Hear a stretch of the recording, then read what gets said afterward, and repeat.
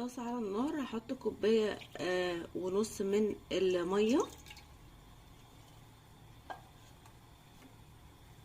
معلقتين كبار مليانين من الزيت،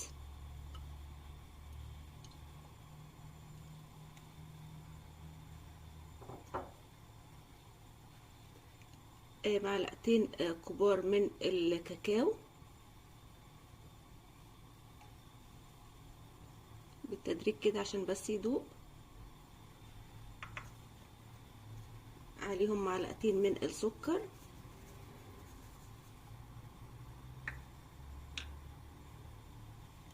نص كوباية من الدقيق. هخلط بقى المكونات دي كويس جدا مع بعض لحد ما تتلم مع بعض وتبقى شبه العجين كده. شايفين بقى اول ما ابتدى يغلي بالشكل ده كده هفضل اقلب فيه لحد ما يكون عجين زي ما احنا قلنا كده. قوام الخليط بتاعنا بقى جاهز معانا. هفضي الخليط بتاعي في بوله واسيبه يهدى.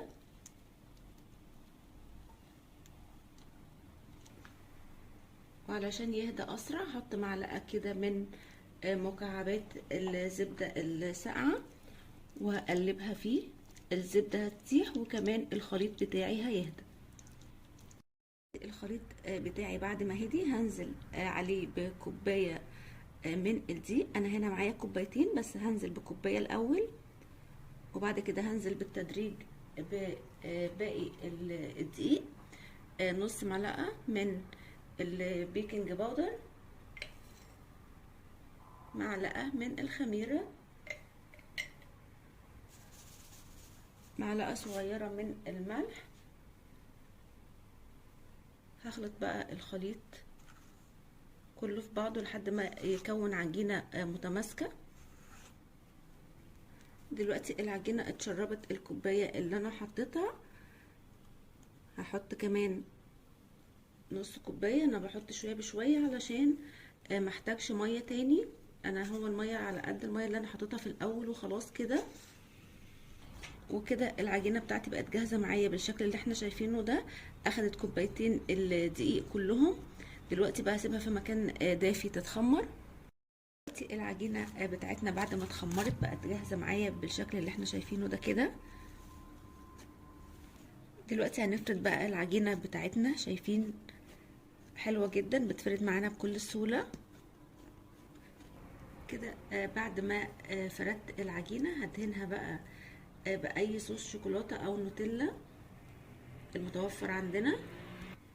دلوقتي بعد ما دهنت العجينه بتاعتي من الطرف كده هحاول الف العجينه طبعا من غير ما بهدل الدنيا. هلف بالشكل ده كده والف لحد الاخر واخد الطرف وادخله لجوه والف.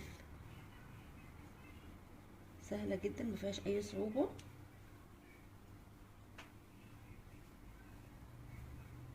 كده بقفل الطرف بتاعي علشان ما يفكش مني. العجينه حلوه جدا لزجه بتتقفل بكل سهوله. دلوقتي قطعت العجينه بتاعتي لقطع متساويه بالشكل اللي احنا شايفينه ده كده. نقلت القطع بتاعتي يا اما في صينيه يا اما في قالب الكيك اللي احنا شايفينه قدامنا ده كده، وهسيبهم يتخمروا مره كمان ما تقلش عن النص ساعه. دلوقتي المخبوزات بتاعتنا اتخمرت مره تانية. هنحطها بقى في الفرن درجه حراره 200 على الرف الاوسط.